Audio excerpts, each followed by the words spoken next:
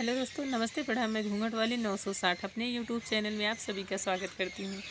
तो दोस्तों, आज मैं लेकर आई बहुत ही प्यारा सा एक सुहाग गीत, विवाह गीत।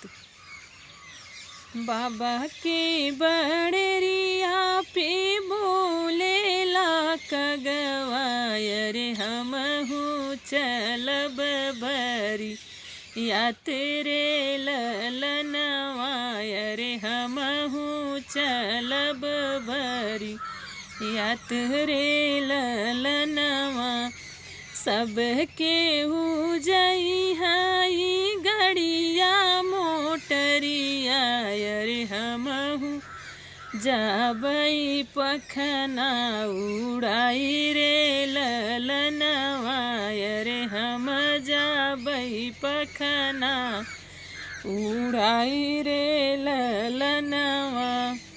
सबके उखाई हाई पूड़ी कचौड़ी अरे हम खाबई चुनी चुनी दाना रे ललनवा रे हम खाबई चुनी चुनी दाना रे ललनवा।